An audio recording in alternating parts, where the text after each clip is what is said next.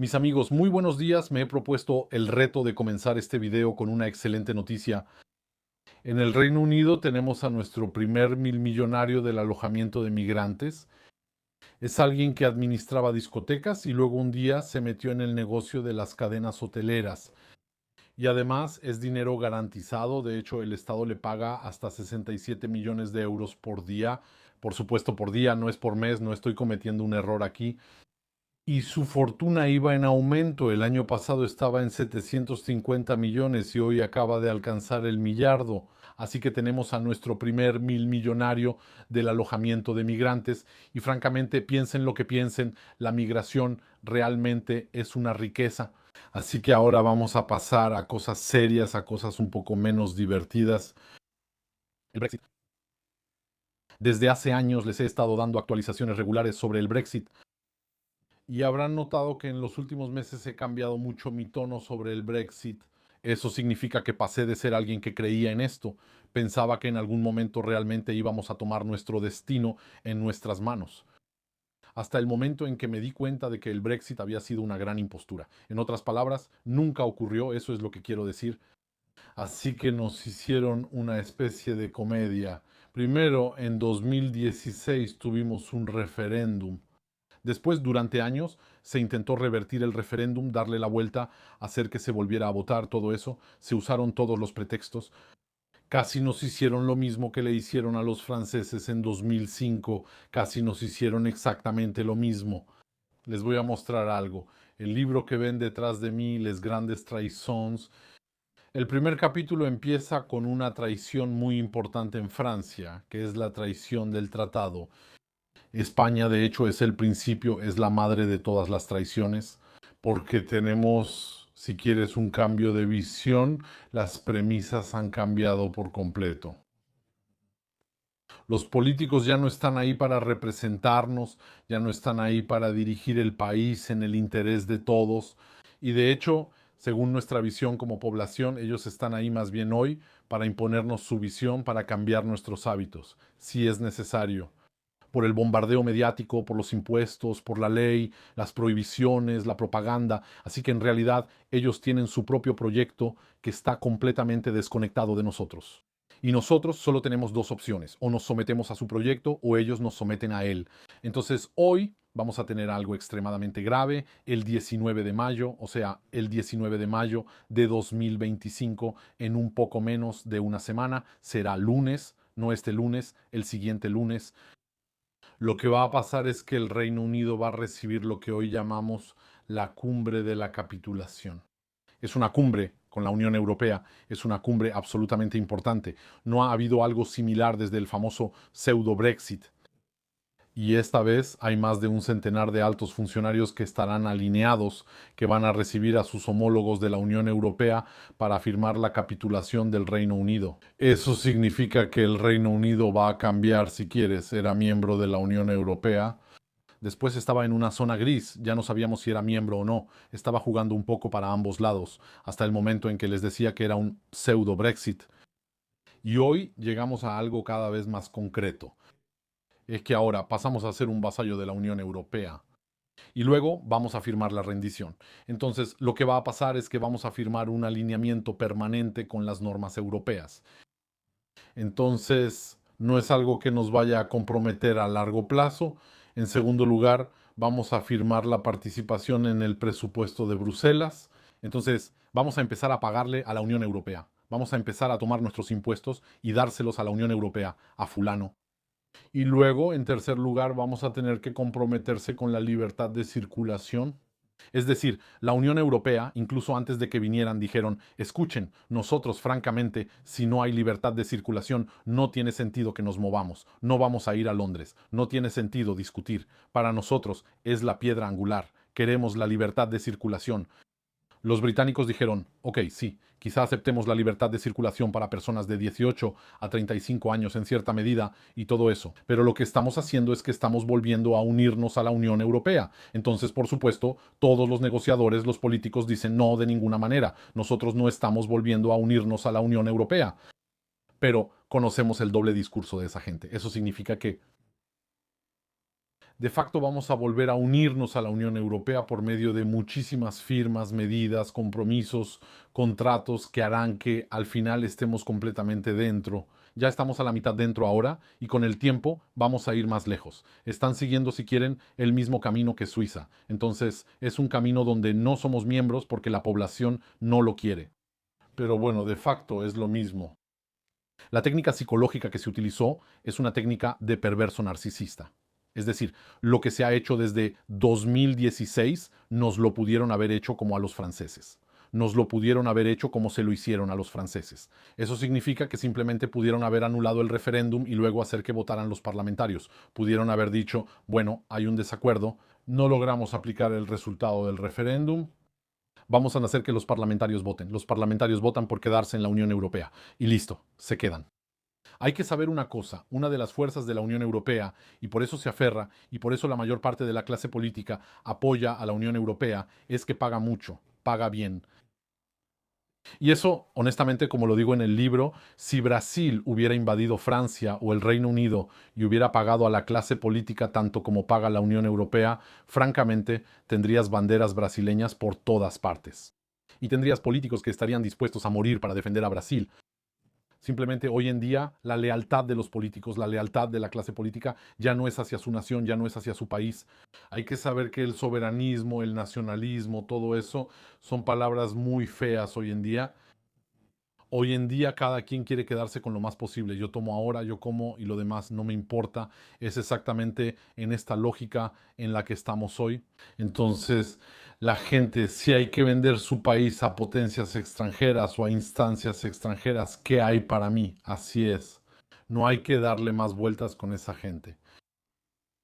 En todo caso, podrían habernosla hecho, como decía, como los franceses en 2005, cancelar, hacer votar en el Parlamento. Adiós. Ahora se usó otra estrategia con los británicos, es la estrategia del castigo. Eso significa, les dijeron, ¿quieren el Brexit? Ok, de acuerdo, tienen el Brexit. Lo querían, ¿por qué? Para controlar, de acuerdo. Vamos a provocar una inmigración masiva. Ya verán, van a pagar por la inmigración, van a pagar miles de millones cada año por la inmigración. La gente vendrá en botes, no haremos absolutamente nada para detenerlos. Si es necesario, el ejército o la marina irán a buscarlos y los traerán de regreso al país. Serán atendidos con su dinero. Y si hay que hacer recortes, los haremos en sus pensiones, los haremos en la medicina, los haremos en la escuela, los haremos en todo. Garantizo que los migrantes, ellos, aunque vengan 100 millones, recibiremos a 100 millones, así que eso es un compromiso. Como les dije, estamos en una era postfronteriza en el Reino Unido. Entonces, aquellos que votaron por el Brexit para proteger las fronteras, hoy ven lo que está pasando. Aquellos que votaron por el Brexit, porque en ese entonces les dijeron que había autobuses circulando en Londres diciendo, después del Brexit vamos a ahorrar tantos miles de millones y esos se los daremos al sistema público de salud. Está escrito claramente, son promesas escritas claramente en los autobuses. Hoy en día el sistema público de salud se está derrumbando. En el sistema público de salud hay personas que esperan operaciones muy importantes durante 2 años, durante 3 años. Hay personas que van al extranjero a recibir tratamiento cuando pueden, si no, esperan aquí mientras se deterioran. Súmale a eso una carga fiscal explosiva, confiscatoria, literalmente. Súmale a eso el colapso total de los servicios públicos. Súmale a eso la inseguridad. Súmale a eso el aumento. Aquellos que dicen, sí, Bruselas, la Unión Europea, eso es lo que nos hace perder nuestras libertades. Nos imponen leyes desde el extranjero. Hoy solo les doy un ejemplo. Hay un policía, un ex policía, está jubilado. Publicó un tuit, la policía llegó a su casa, lo esposaron en su sala. Los policías vinieron, empezaron a revisar sus libros y a buscar y ver. Dijeron, ah, sí, hay grabaciones de las cámaras de los que llevan cámaras. Ah, sí, viste, este libro es pro-Brexit, este libro es de tendencia pro-Brexit. Por supuesto, al final fue liberado por la justicia, al final terminaron disculpándose, al final terminaron indemnizándolo, pero eso es solo un caso entre muchos otros. ¿Cuántas personas son arrestadas diariamente? Estamos hablando de cifras de 3.035 personas arrestadas diariamente en el Reino Unido por sus comentarios. Entonces, aquellos que votaron por el Brexit para obtener más libertades, más cosas, hoy ven que estamos retrocediendo muy, muy, muy profundamente. Estamos avanzando hacia un sistema autoritario que pesa cada vez más sobre nuestras libertades. Entonces, la realidad es que abusamos completamente de los británicos y los violentamos. todo. De hecho, es muy simple. Tomas las promesas del Brexit que dieron justificaciones a la gente para votar por el Brexit y todas esas promesas, todas fueron traicionadas y la gente obtuvo lo contrario y multiplicado por 10. ¿De acuerdo? Esta manera de engañar a los ingleses es una estrategia, porque hoy, una vez que los han dejado bien desgastados, bien aplastados, que están psicológicamente de rodillas, ¿no es así? Explosión del desempleo, muchos se fueron, grandes fortunas huyeron, todo eso. Ahora los británicos están de rodillas. Y si hoy les preguntamos, ¿quieren firmar para unirse a la Unión Europea? Dirán, sí, sí, quiero unirme. Así que se unirán a la Unión Europea literalmente arrastrándose, pero esa es una estrategia que se ha implementado desde 2016. Es la estrategia que no vimos venir. Bueno, estaba en el aire, pero así es. Pero hoy ha sido muy, muy, muy trabajada. Los han condicionado muy bien para la ferocidad y hoy están listos para firmar. Entonces, otra cosa. Por supuesto, vamos a encontrar voces que van a decir, sí, pero hay que cambiar la clase política. Lo cual es cierto. En principio estoy de acuerdo. No podíamos simplemente concretar el Brexit, obtener la soberanía e ir a dársela a personas que no creen en la soberanía, que no creen en la nación, que son apátridas, que son mundialistas, que son globalistas, que son young leaders, que forman parte de Bilderberg, que forman parte de Davos y que deben lealtad a fuerzas y organismos que están fuera del país. Entonces, efectivamente, eso no tenía ningún sentido. Deberíamos haberlos cambiado. Ah, pero aquí está el problema. El problema es que en un reino no cambias a la gente, porque en un reino el poder se hereda, no se gana, se hereda. Tenemos, por supuesto, ya sabes, al rey que es un globalista consumado, pero tienes en los engranajes de la administración, tienes en los engranajes del Estado muchísima gente que está en puestos hereditarios, entonces no son personas que puedas quitar, no son personas que se eligen, no son personas que llegan así y luego arriesgan su puesto, no, ellos están ahí para siempre. Y ellos han decidido transformar el Reino Unido en un Wonderland de experimentos globalistas. Hoy los medios informaban que una ciudad, entonces una ciudad, sé por qué hablan de una ciudad, deberíamos estar hablando de 100.000 ciudades. Una ciudad en el Reino Unido se ha convertido en la pequeña Somalia, con más de la mitad de los adultos que no hablan ni una palabra de inglés. Y eso, por eso me sorprende un poco que hablen de una ciudad, porque cada vez hay más ciudades que son así.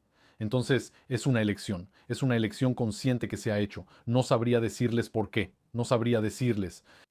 Porque mi razonamiento, si regreso 10 o 15 años atrás, mi razonamiento era que si tenemos un rey, como el rey está en esto a largo plazo, como debe transmitir este país en la medida de lo posible, tal como está, a sus hijos, a sus descendientes que lo van a administrar de generación en generación.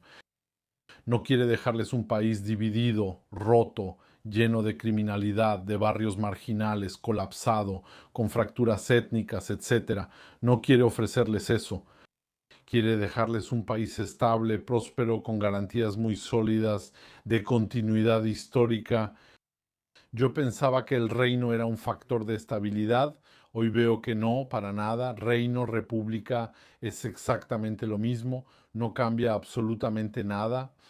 Esa gente hoy en día se ocupa de sus castillos, de sus escándalos, de los suyos, de los problemas de los tabloides, de los escándalos, de esas cosas, todo eso.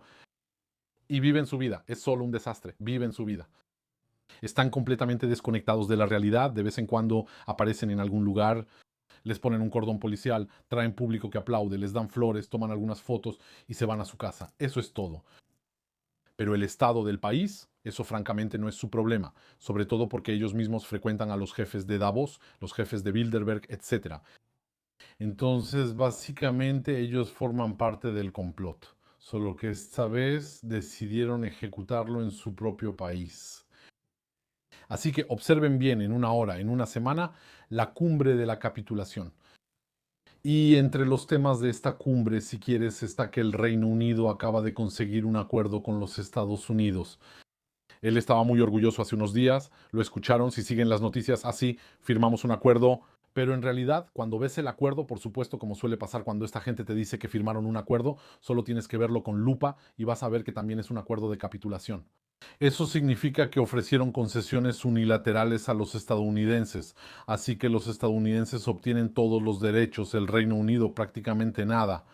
Así que en realidad van a hacer exactamente lo mismo con la Unión Europea. Excepto que el problema es que incluso ese acuerdo desfavorable con los estadounidenses, bueno, ese acuerdo puede ser cuestionado si llegan a firmar o a capitular ante la Unión Europea.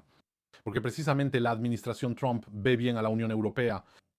Entonces están listos para firmar un acuerdo con el Reino Unido, donde el Reino Unido lo pierde todo, literalmente. Permite la llegada, por ejemplo, de carne estadounidense, etcétera, con hormonas, todo eso, ni siquiera etiquetadas, simplemente va a llegar y ya.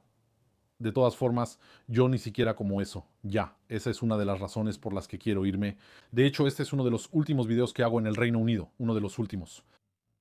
Los próximos videos serán desde el extranjero. En unos días eso va a cambiar drásticamente, pero lo que quiero decirles es que ya no puedo comer de su mano. ¿Por qué?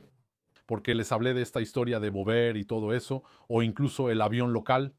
Hoy en día está contaminado por experimentos, experimentaciones químicas, productos químicos que les dan a los animales y dicen que sí, que es por el clima, pero al final termina en la cadena alimenticia. Y ellos dicen, no, pero eso no tiene ningún impacto. Quiero decir que no tiene impacto. Hay muchas cosas que supuestamente no tenían impacto. Y luego, años después, decimos, ah, sí, al final sí tenía un impacto. Eso es. Entonces hay una confianza que está completamente rota. Cuando llegas a un nivel, a un grado en el que ya ni siquiera puedes comer de la mano de ciertas personas, en ese momento te dices, es mejor irse. Así que eso es. Esa es una de las razones por las que también me voy. Pero lo que quiero decirles es que el acuerdo con los estadounidenses, eso permitía salvar o prolongar el acero británico, porque el acero británico, las acerías británicas están a punto de colapsar.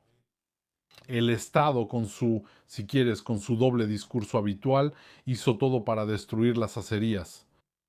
Entonces, de entrada, no lo necesitamos, para serles sincero, porque no tenemos ningún proyecto. Las acerías son para países en construcción, que construyen vías, carreteras, puentes, obras públicas. Aquí nosotros no construimos absolutamente nada. Entonces, quiero decir, ¿para qué sirve el acero? No nos servirá de nada.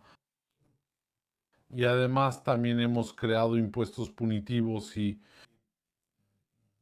impuestos y gravámenes sobre el uso de la energía, de modo que tenemos una de las energías más caras del mundo desarrollado. Así que, en este contexto, las acerías tienen que cerrar.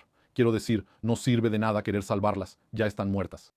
Entonces, como el público se ha manifestado un poco, ahora buscan aparentar que quieren salvar las acerías. Ahí es donde había un acuerdo con los estadounidenses para que las acerías británicas pudieran exportar acero a Estados Unidos. Pero eso no las va a salvar realmente, solo las va a prolongar un poco, porque el acero de todas formas será demasiado caro y no podrá competir con otros países. Entonces, este acuerdo corre el riesgo de fracasar porque vamos a firmar un acuerdo con la Unión Europea. En todo caso, amigos míos, así es, son 40 menos 8, como decimos.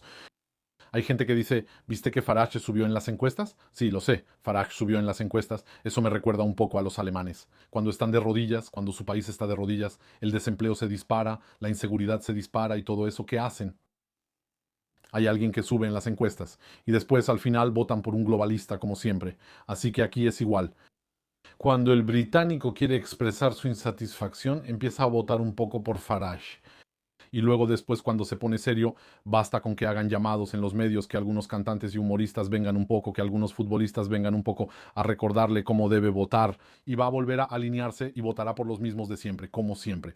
Así que eso es todo. Y de todas formas, imaginemos que incluso Farage llegue al poder mañana. Imaginemos que llegue al poder mañana. ¿Qué va a hacer? Llegas a un país que se ha derrumbado. ¿Qué haces? Solo va a hacer eso. Es un mago Farage. No va a hacer milagros. Hay que parar. Creo, amigos míos, que tenemos que dejar de vivir en ese mito o esa fantasía del hombre providencial que va a llegar y nos va a salvar. Eso significa que tenemos daños que se han hecho durante generaciones y de repente llega un hombre providencial y hace esto, ¿verdad? Y luego tiene una capa, tiene una espada, ¿verdad? Y luego de repente nos salva y al día siguiente hay pleno empleo, al día siguiente los precios van a bajar, al día siguiente la seguridad regresará, al día siguiente nos sentiremos mejor y todo eso. No, no, no, no. Una vez que hayamos destruido todo eso, quiero decir, bueno, siempre podemos traer gente que lo intentará. Se necesita más que Farage para salvar estos países. De todos modos, gracias amigos por haber escuchado hasta aquí. Les recuerdo una vez más mi libro Las grandes traiciones. Y bueno, nos vemos en un próximo video. Hasta muy pronto.